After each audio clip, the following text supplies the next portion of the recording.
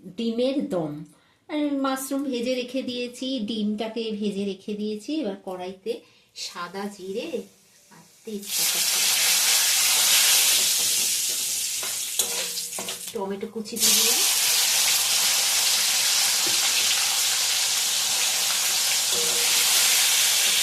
Tomato কুচি দিয়ে দিয়েছি। এর মধ্যে আদা, রসুন, পেঁয়াজ, টমেটো, লঙ্কা পেস্ট করে নিয়ে দিই।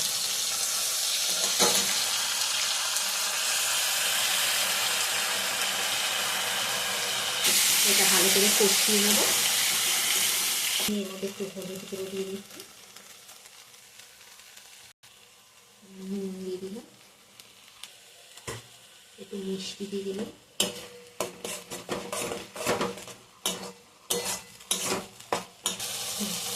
একটু গরম মশলা দিয়ে দিলাম।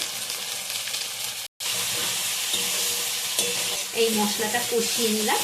এবার ডিম, মাশরুম আর ডিমটা ঢেলে দিলাম।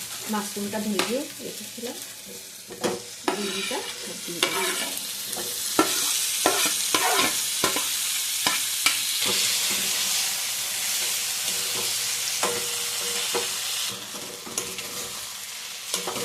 এবার এর মধ্যে অল্প একটু জল দিয়ে দেবো।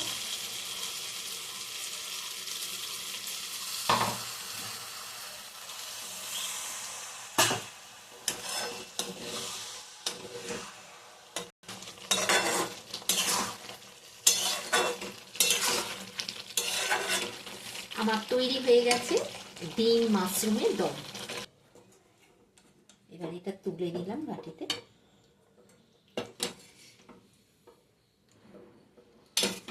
আমার তৈরি হয়ে গেল ডিম মাশরুমের দম। এই ভিডিওটা যদি ভালো লাগে লাইক, শেয়ার করে সাবস্ক্রাইব করে কমেন্ট করবেন। Thank you.